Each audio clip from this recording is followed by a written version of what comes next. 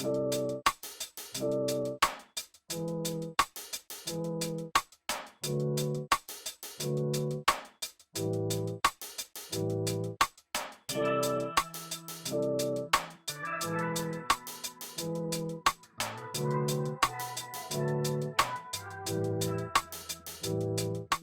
Greg Stowers, 1828 Leadership Project, Class 6.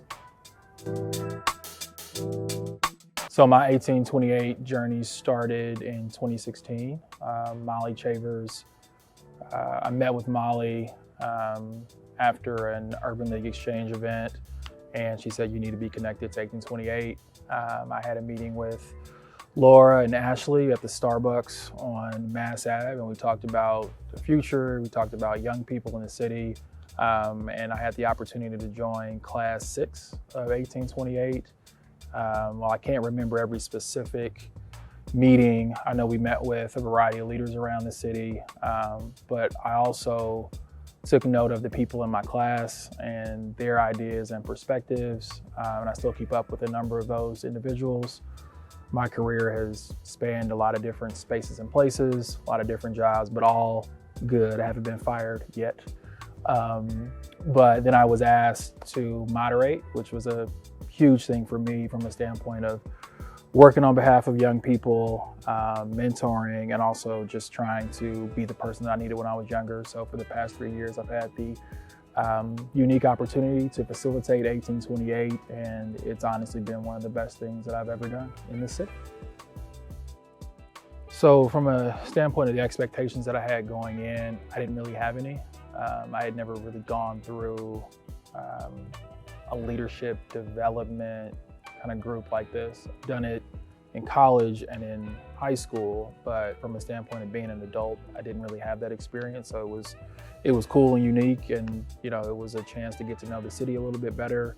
Although I've grown up here, I think a lot of younger people sometimes fail to imagine some of the possibilities, and I think once I got into it, I was able to kind of define some expectations for myself. The most impactful piece was certainly the relationships that I gained during the experience, but was also getting to know staff better. So, Ashley Miser's still a great friend. I know Laura has since left the city, but Molly Chavers has remained a mentor of mine. On a very tough night in 2016 where, there was a kind of fork in the road in my life from a standpoint of this election, we lost. And I got home that next day, as we had to kind of figure things out post-election night.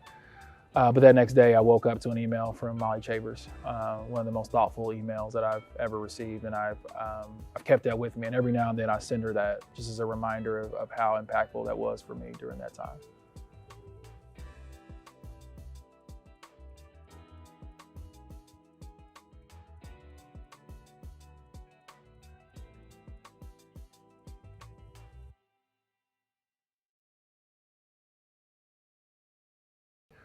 So kind of thought about this question as it's tough to pick one. But for me, it was 2016. I am working on a governor's campaign. I'm in Vincennes, Indiana. I think it's probably like 8 or 9 o'clock. And my candidate, John Gregg, was giving a speech, and I stepped outside to take a phone call, and we're in like the Union Hall or whatever at Vincennes. And this group of like 3 younger guys walk up to me, and one of them, I get off the phone, and one of them is like, "Hey man, what do you do?" And I'm like, "I'm working for the guy that's gonna be governor." And for me, that just sounded really, really cool to say. And he was like, "Oh, that's what's up." And this was the moment that was very small in the moment, but I thought about it later and continued to think about it. He said, "Well, that's pretty cool, man. I've just never seen anybody with hair like me wearing a suit." And as a kid who grew up with incredible parents, a mother who had us reading at an early age, had a library at the house, a dad who is an attorney, which kind of speaks to a level of success, but a dad who, on a very small level, just had suits in his closet. And seeing that growing up, when I grew up, and I'm still growing up, I made sure to have suits in my closet. But for some people, that just wasn't the case. And then breaking it out a little further, as I left that night, it was a realization that I represent something bigger than myself, not only from a standpoint of Black folks, not only from a standpoint of young folks, but also progress in a very real way.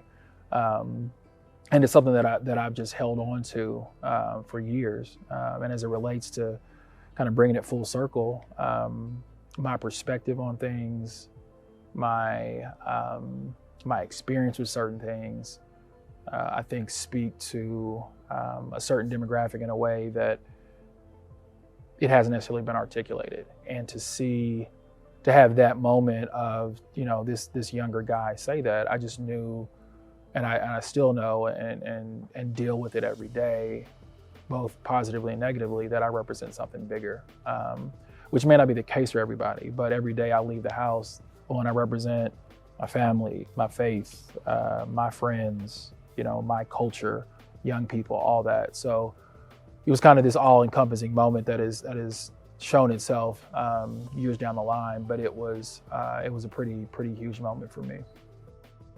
I think being the moderator of 1828 has in a way shown that I'm not that young anymore, and I'm not that old.